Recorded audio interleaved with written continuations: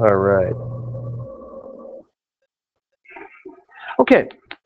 I was running behind a bit on picking up with your topic things. I'll get on that this afternoon. Remember, you art majors, that there's an opening tonight, right, in the Barry Gallery. So please go. What does that start? 6? Why don't they do it at 5? We can just walk right over there. Oh well, not my call. Please go. The more people that show up, the better it is for us all. We left off talking about Jacques-Louis David and his role in politics, if you will, his role in, let's pull that down a bit further so it's out of the way, his role in the shifting politics of 19th century or late 18th century France. And we talked about his involvement with the revolutionaries leading up to and immediately after the 1789 revolution and his works for them during the period known as the Terror, right? 1793, when they're chopping off heads of everybody right, left, and center. And David, after the Terror was overthrown, if you will, the radical Jacobin party was overthrown, David was arrested because of his involvement with them. And he had said famously, I will no longer follow men, I will follow my principles. And almost immediately he falls in with Napoleon. So much for that, right? So the famous work on your left, Napoleon Crossing the Alps, it reflects for us Jacques-Louis David's movement to becoming the principal, the primary court painter to Napoleon. He actually had met Napoleon in 1795. And in fact, this is one of the few times he ever sat for David. There's a quite young Napoleon there, 1797. In 1795, Bonaparte had asked Jacques-Louis David to come down to Italy when he was facing that jail time, and David stayed behind. And then they finally met in 1797 for this unfinished portrait. I saw the funniest thing online today. I saw somebody did a version of this with Napoleon Dynamite instead. It was, and I just howled. It was just like, oh my God, that's so great, because it was the same sort of unfinished, drawn down below. And, anyway, I thought that was very funny. In fact, I wrote that on a student exam one time. She wrote Napoleon the Fourth, and I said, there isn't a Napoleon the Fourth unless you count Dynamite, right? So anyway, you guys have seen that movie, haven't you? Is that old now that people have never seen it? You've heard of it? Okay, well. I drove last spring. I drove by the school. I drove in Idaho. I looked on the map. Oh, there it was. I was on a road trip to eastern Idaho, and lo and behold, I saw it was there. So I thought I'd better go. Okay, well, 1799, Napoleon comes back to France from Italy. He had been a general in Italy. He had conquered most of Italy for the French, right? And in 1799, he's going to come back to France. And when he does, he leads a parliamentary takeover, a coup against the government. And he takes over France as his own, becomes the unified leader of France. And Jacques-Louis David depicts him here on that return from Italy to France, crossing the Alps northward, coming home. Actually, it's not exactly true. He's leading his troops into battle in Austria, out of Italy, but still, he's working his way back northward. This is a scene that David did not witness. He's not out there with a sketchbook or anything, but rather he is using his imagination, his invention. Quite like the scene of the Oath of the Herati that we saw before, where it was not in the play that he had seen, not what the patron had asked for, but something he himself had invented. So again, it's high drama, right? That's what he does when he does these inventions, is these images of incredibly high drama. What's interesting about this is that it wasn't commissioned by Napoleon. The person who paid for the original picture was the King of Spain, because he had a gallery of military leaders, and he wanted to add Napoleon to it because of his great victories in Italy and parts of Germany. This, of course, will come back to bite him in a really bad way, because Napoleon will have him overthrown at some point, right? Just 12 years down the road or so, right? 7 years down the road. So, but hindsight is everything. Yeah. So this is made for the King of Spain, for his gallery of military leaders. At the same time, Napoleon has a say in how it looks. Napoleon is telling David what to paint, even though it's being made for somebody else, right? In other words, Napoleon doesn't want David to paint him any old way. He wants him to paint him in the best possible way. So he's, in many ways, dropping into the studio, sending him communications, and when he sees the finished product, he loves it and has a copy made for himself, right? So he had crossed the Alps on a mule, right? Originally, when Napoleon crossed the Alps and he's coming into Austria, he's not on a, beautiful stallion. He was riding a donkey, right? And that's, of course, not how he appears, because we've changed history, and this is how, of course, he wants it to be remembered instead, on this charging steed. And in fact, we have the communication from Napoleon to David about what he wanted from this picture. He said he wanted to look calm in the saddle of a fiery steed. And of course, the reason for that is that he is the man that even the power of nature is under his control, And so this horse can do anything it wants. It's a big, angry horse, windswept tail and mane, and he's just like, yeah, this is no problem, right? And even the weather, see, everything seems to be sweeping him, right? It's almost as if this is destiny, He's moving to the left. He's pointing in the direction. His troops are moving up the hill beneath the horse's hoofs, and you can see them sort of make their way up this little path that kind of leads like that. And I tried it, and it didn't work. There we go. Little path that leads up there. Right? Did you see that? Right, with my little marker. They go up this way. They go that way. They go that way. Right? And well, this is interesting. That's why it's doing that. Thank you, smart floating tools. And really adding new meaning to the word floating. Right? And nature's just pushing him along. There's no way around this happening. And he appears calm amid the storm. His cape being whipped forward certainly is a total artistic invention for this, right? Notice here in this detail the graffiti in the foreground. He's carved his name, or maybe one of his followers has carved his name freshly onto this rock. They've even polished it a bit. And you can see right down at the very base that there are two other names that had been carved in there before him, and they're very badly worn because they're in fact quite old. And we have Hannibal, who also crossed the Alps. So this is the pass at St. Bernard. We assume that he's just adding his name to the roster. So Hannibal had come here and done it. And so had Carolus Magnus, Charlemagne, also here, right? So he's following in the footsteps of these great leaders. He's the modern personification, the modern embodiment of what they had been, right? When Napoleon saw the result, he asked for his own copy. So right now, I think there's something like 4 different copies of this floating around. And the one that's in your text is the original one. But here's Napoleon's own copy of the same. And I've got 3 different ones that you can see here, right?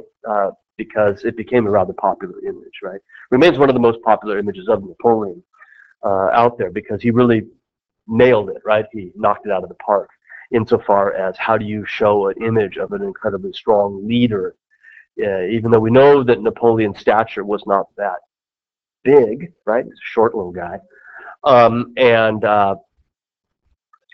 And yet he comes across as being this man in control, this man who is channeling all of the power of nature, that even the mountains can't stop him from carrying out his will, right? So David remains one of the primary portrait painters to Napoleon. And in 1804, Napoleon assumed the title of emperor. He took a step up from leader of France to becoming emperor, because after all, he had conquered Italy, parts of Germany and Austria, right, the Low Countries. So why not just take that name that Charlemagne had before? Because this is the Enlightenment, he's not a Holy Roman Emperor or anything like that, but he has designs on being a modern Roman Emperor, right? Like the old ones were, in charge of all of Europe. I don't know why people love Napoleon. You know, we hated Hitler for that, right? But I mean, we hated Hitler because he killed all the Jews, but we hated Hitler for like that one megalomania. And Napoleon's just, really did subjugate the rest of Europe to his own desires. And yet there are these Napoleonic societies out there that just love everything he did and never touched, So, he basically, at this point, with the picture you see on your right by David, he is now assuming the rank that Charlemagne had, right? That Augustus had. He's now emperor. He's emperor of France, right? Not emperor of Europe or of Rome, but those all are part of his domain. And he invites David 4 years later, he invites David to commemorate this. You need to get a sense of scale. Massive, massive picture. 21 feet across, or just under 21 feet across. The figures in the picture are life-size, right? Each one of them, you've seen it? Yeah, it's pretty incredible. I mean, I don't like the painting all that much, but it is pretty awe-inspiring insofar as what he's doing. And we've seen that David is up to this kind of a task, right? This is about the same size that the oath at the tennis court was going to be, right? But he couldn't get that done because of the infighting between the Jacobins and the Girondins, right? So he couldn't ever get it done. And we only have the sketch for the engraving, right, that we saw on Tuesday.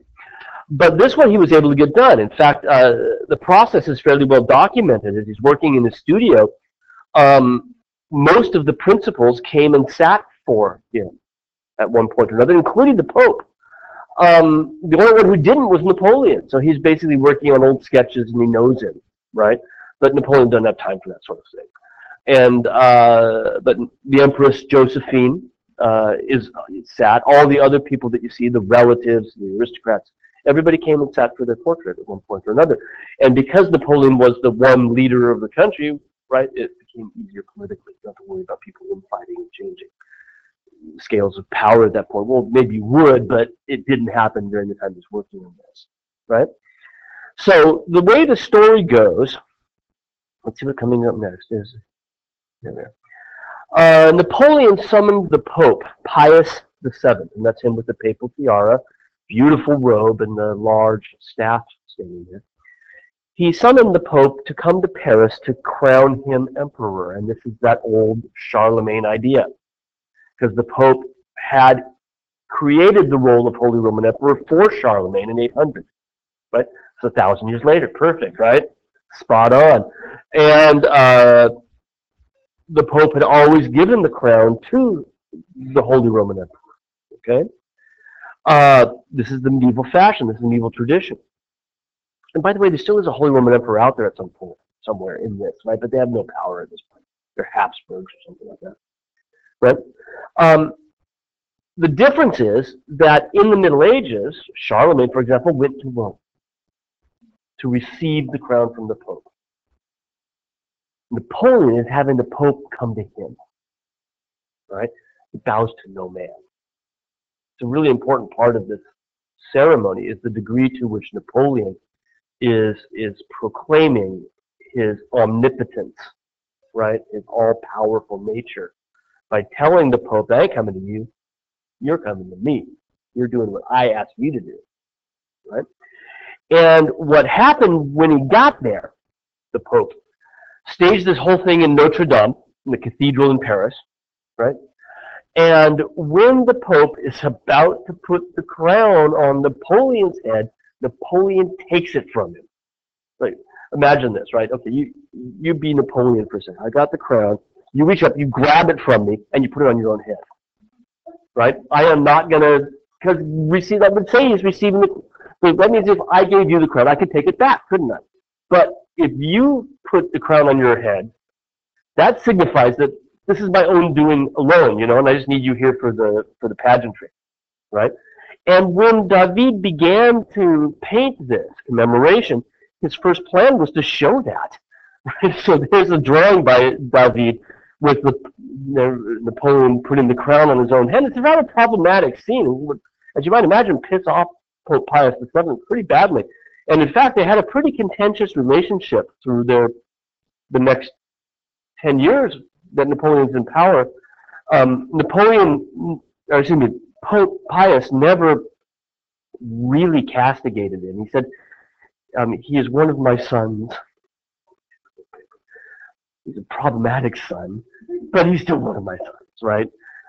So he was really quite unhappy with him, but at the same time, he knew that this alliance was going to end up, keep my enemies closer, right? Keep my friends close, keep my enemies closer, and that's, I think, the important thing for him here. So, at some point, David changes his mind, probably Napoleon's choice, I would bet on that, because you don't really want to commemorate this really problematic thing that other people might protest against. And what he shows instead is the aftermath of that, where he's now going to place a crown on his wife's head, on Josephine, right? And so that's his wife now kneeling in front of him, because now that he's emperor, he's already received his imperial crown, he's now going to pass it along to his wife to make her empress, and thus his children would be heirs to it, right? And this is a much less problematic scene. So this is what David diplomatically has arrived at the end. But you can see he got far enough with this idea to even square the prep drawing for transfer. Yeah. And so, it's a grid that he himself drew, right? And it's a standard way of making a small drawing big. You've probably done this, haven't you? In painting classes, right? Is you square it for transfer. And that allows you then to just, because if you try to do it freehand, you always end up with this big space of the canvas down on the right that's empty, right? And everything's up in the upper left corner, and this allows you to get it laid out properly, right? So that's exactly the case here. However, what's interesting about this is some of the other prep. Yikes. That's all right. Are you okay? Yeah, like I was putting my drink over there and it was like that.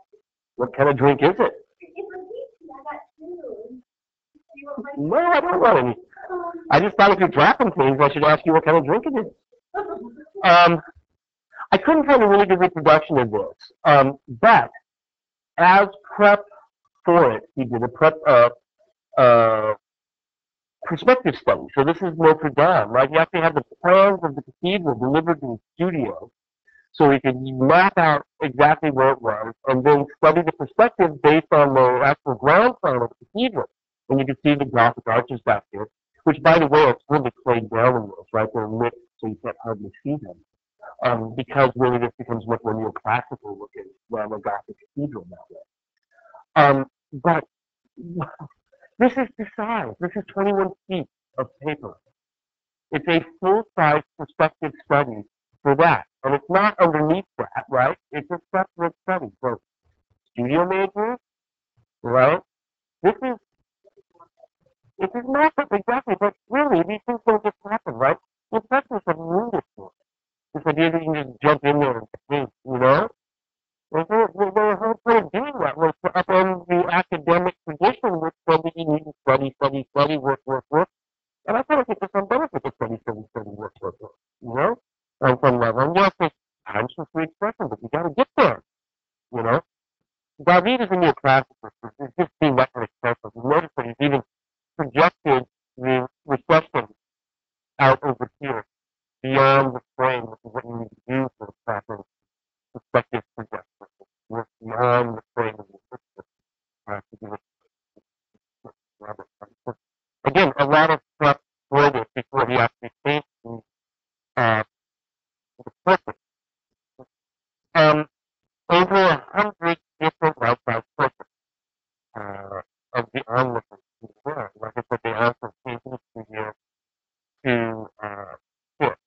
We saw the Pope, who's resting already, that's his portrait. His cousin Joseph Bonaparte is here. Is here.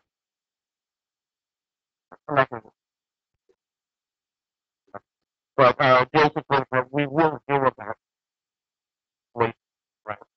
He becomes the privy of the president of the right? After the perfect thing.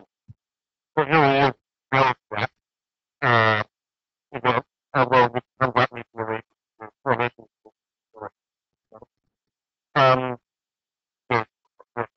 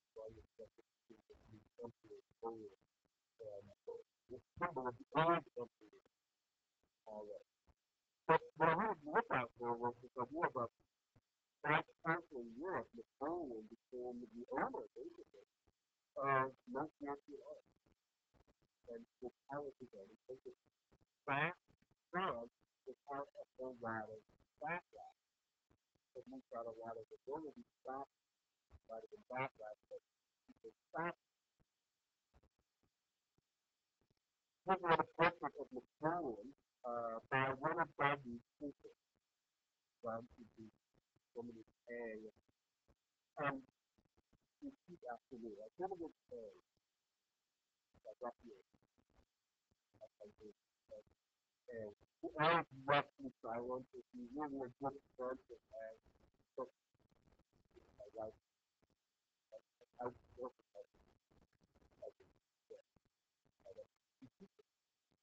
so then one of Bobby's people, keeping also with massive purpose on the mountain of Napoleon to see it go.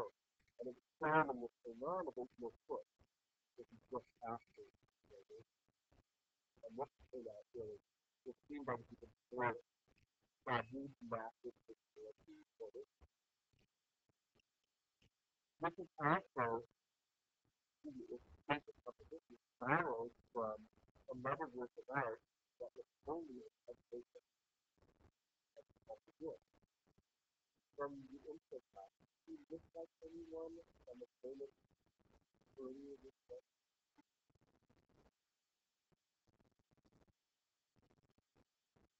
Got it? But you don't remember the name of it? No? Oh, I said the book was looking for body. It's God. Ram Sarai, the famous book also. He's modeled directly after the image after God the Holy Trinity as one for Christ and God together. And you're running even to the global out of the violence in this work. This was a Muslim work of Belgium. Belgium isn't Belgium yet. Belgium only becomes Belgium in the aftermath of Napoleon in the modern sense. But Napoleon also got and this was true. Taken out of his place where his mid 14th and wound up back in the got back to Senate in the he returned after the fracking get but it's a different and from giving us a personal poem that models him after God himself. Now, we're going to be talking about the rest of class into the beginning of class on Tuesday. So if you start after this second major paper that we're talking about, I already mentioned that he was David Cooper, which means he's younger. David died in 1825.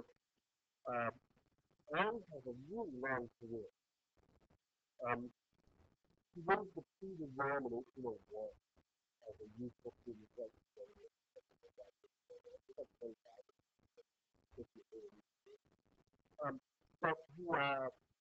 was a student in 1801. He wasn't dying until 1867.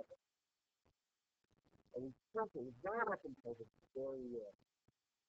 Well, that means he's perfect. He's alive when Mama is dead. Right? And the style never changes from this sort of crystalline realism that he learned from Jedi. Plus some things he picked up from his Rome.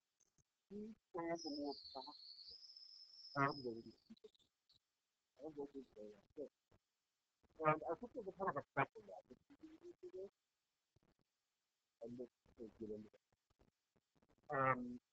This was a concept to be what people recognize it as. And graphic is just also favorite right to be a practice.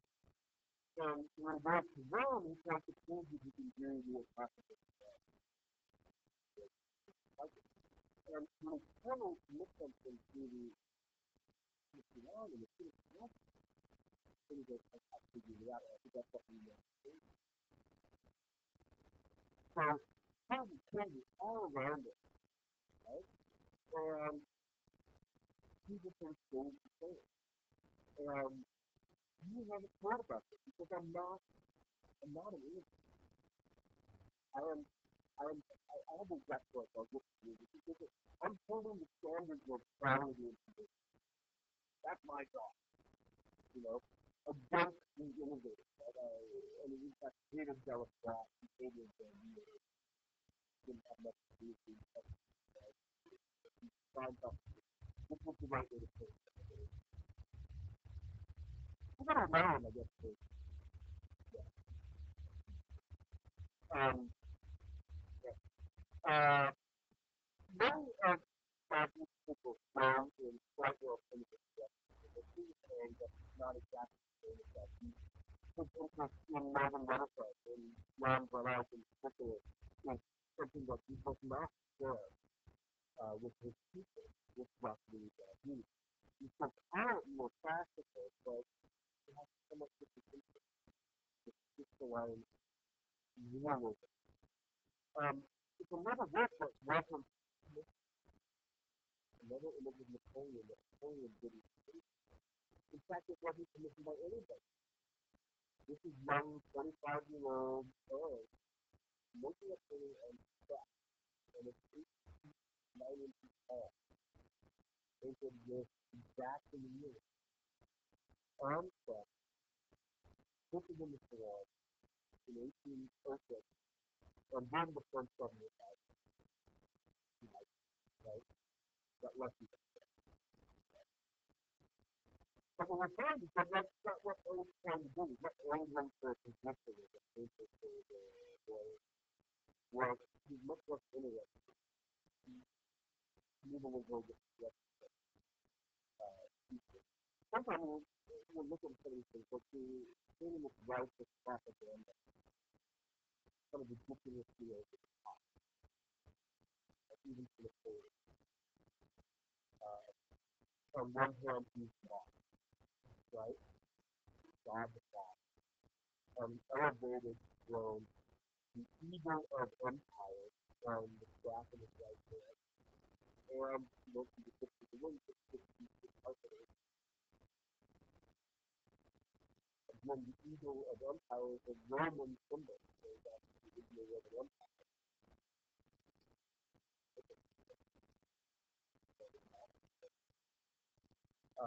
And here he is proactive with that, for his new role as emperor of France. Um, the staff in his right hand is actually a staff that was owned by Solomon. It's in the front row, especially and the staff in his left hand with the wrestling fingers on top is the kind of staff that Shakespeare has in the Middle Ages. And one of the things we see in other works is that Napoleon's revival all sorts of French leadership traditions, not only the Roman emperors and for centuries, the third century, but also medieval French court, who claimed in the Middle Ages they could feel by touch that they had that power of carrying the structure with the family and move to that element of Napoleon uh, self identification. And again, the thing I think is that you have all these patterns and all you're doing with themselves. And it's creating independent. But like I said, I wanted to see the realm already, and by the way, not as good like God, but really the whole elevated realm of concept creation of space, also and another work that Napoleon felt was true, that was the Virgin Mary, her heavenly experience into Northern Renaissance. And you look at that like so, 1801, he went to the world, the Rome side. We talked about this first with the classes, it's part of the Royal Academy tradition to award a promising young artist based on their work a scholarship to Rome by. I got the details really wrong when I told you before, so I have to check the notes. I said I said it was like a senior thing. It was 4 years in Rome, right? 10 year scholarship, study art in Rome. And Anne Wimmer in 1801, he doesn't go to Rome, however, until 1806. And part of the reason is the political upheaval that was caused by Napoleon coming in. Because government was a little broke at the time, and he's not able to receive the title of Spanish until at this point he moves to Rome for the next 4 years. And he gets there in advance of the studio. So he's not in Paris when the preliminary writing goes in the early July. He's down in Rome. And he hears news that it's not being liked by the art critics, even though the government modified that. The Gothic is not modern enough for them in this new neoclassical. It's hard to see for us because it's perfectly neoclassical way. They study stable, but I think that I get.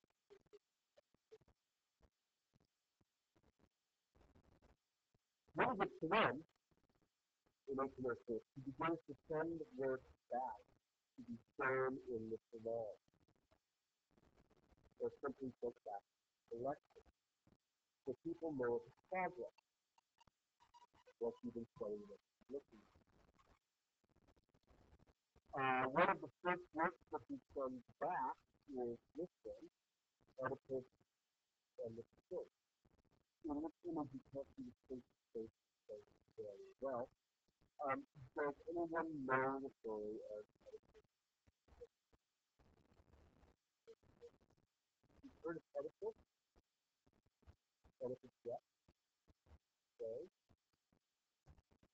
So by Socrates, the great Greek 4th century BC, 5th century BC, okay, right?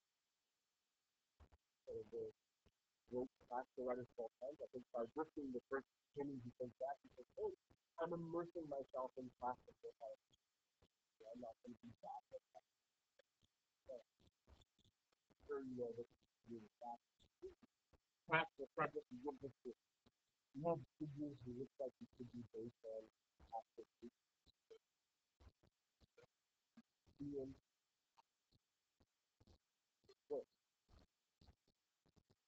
What's an Oedipus concept? Another level. We have someone else to do another thing. Oedipus what? It's just a new, it's just new. Oedipus means Oedipus. Oedipus when he's a youth goes to visit the oracle, I think the oracle is Delphi. Oracle is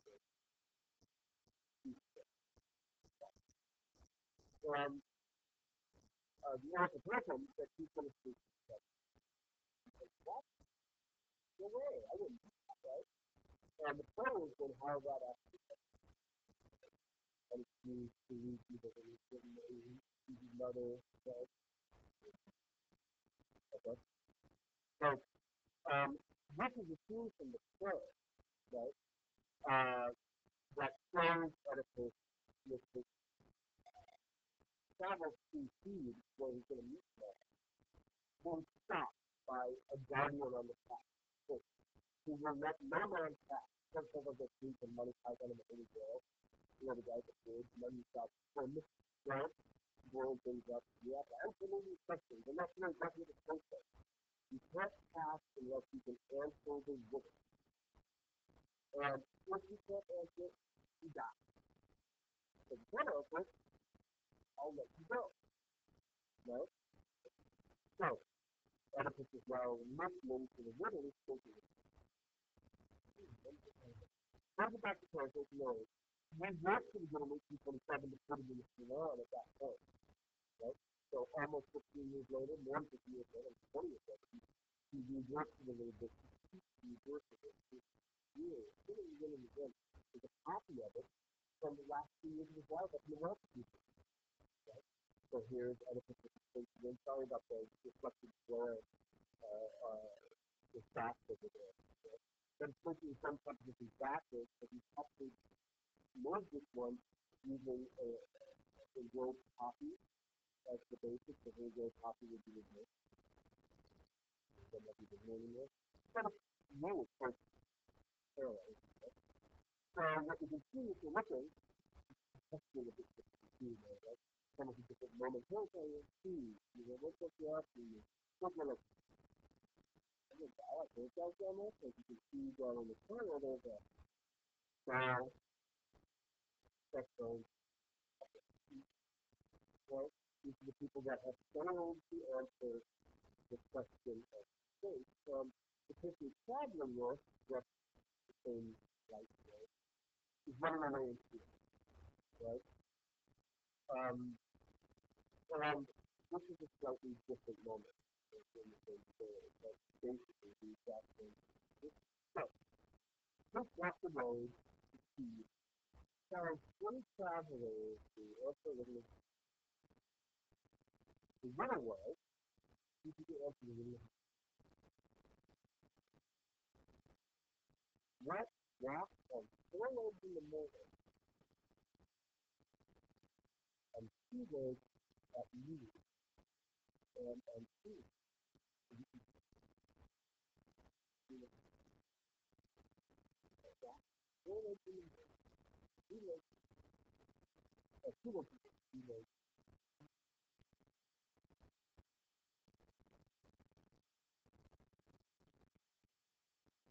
Yeah, exactly. The winner of the fish, you're out of time.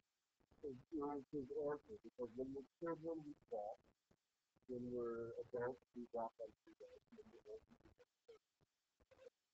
And when he answers the first, he was the one trying to think like it's so children. It's kind of a first time.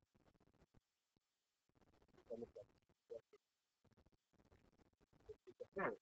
And it turns us back off the cliff. It's a winner what's that money python thing that's in the ball, right? So he's basically in the one on the right, he's answering the question, right? He's, okay, look, I ain't going down there. It's your turn to, you know, get out of here. He's also been getting a and we just now go on, of course, for edifice, right? You just get out, but then he's going to go, right, and rattle on the back. Okay. So he's working with students. It's really important to him to say statement of being as class, so that this processes of course you need more body that shows great study of anatomy and study of structure. Immersing himself in Greek culture, most often with kind of new ways of operating. And it's important enough to him that even in 1864, what is the year after Man A excluded from the, you know, went from the draft in the Olympia, and then they get excluded out of the Salon. The year after, I got a detail in the program, using like related to play, I left the all these things. I didn't notice it. Right. Oh, he's always been this too. He's been his legislation just like David and Napoleon property out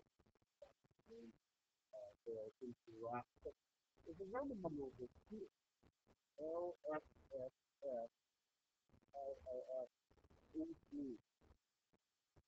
I bet that's the game. I bet that's the game. Maybe a thousand. He went to the Rome. He went to Rome in 1801 when he was about 20. And so 1860, about 80, right? And after 1880, so this is where one of it is they have to be. He found this with Nelson old years. Well, the Peter Run left for 4 years. So there's no situation connected to the Run period, right? He's still looking at the entire 4 years. Run The second end, he served. He served there up until 1822. He just another 14 years in Rome. After he eventually removed Rome, still he's an idiot.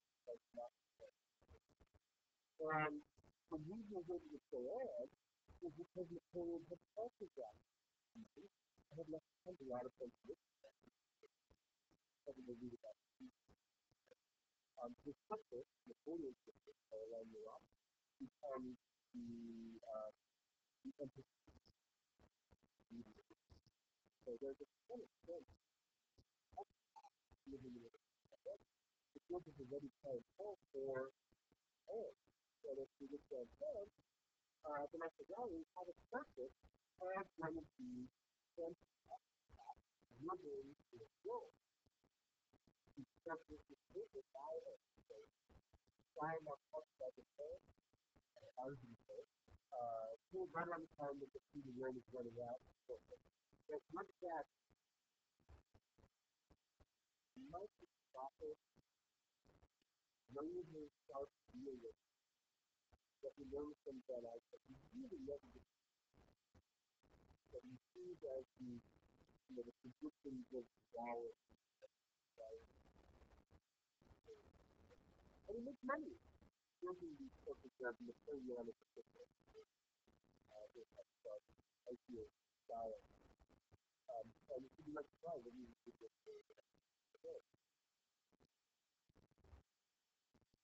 Another Macedonian teacher, with an author from Roman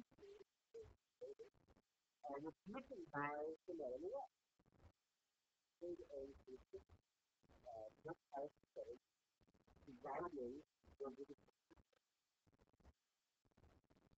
this is anyway how it's second to first found in Napoleon. These are ones to Napoleon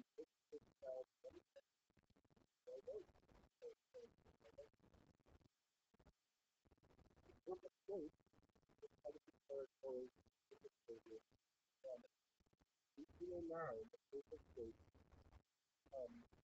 part of Napoleon.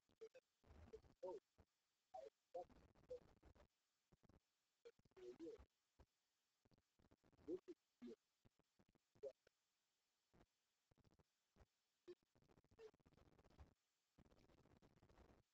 when it gets problematic, look at this, and yet our people on the right are this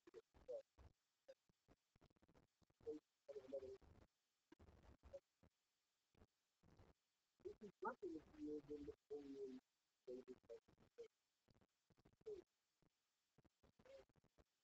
with a missile is already in 1840 and 1840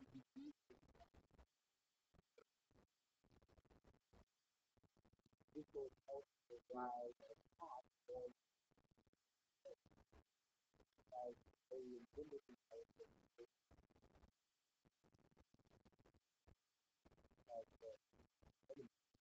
so another one who's not be able to say either got any stuff like that. So I thought that's the community.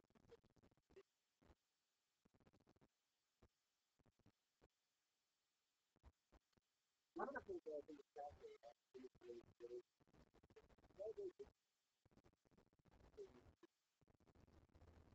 not the thing that if you look at the way that hope, elevated stone in the talking about the amazing long road that makes them look like that the most of what everybody keeps going. One of the crowd safely. And I wonder if on some level what one is doing for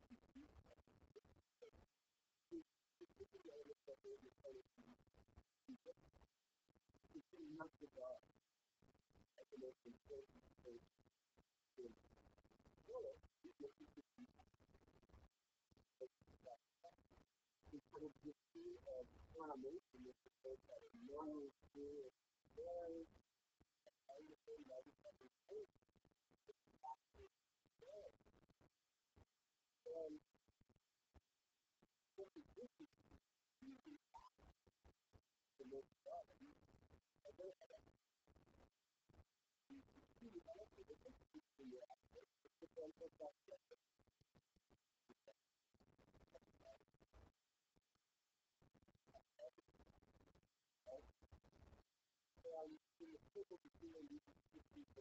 and the most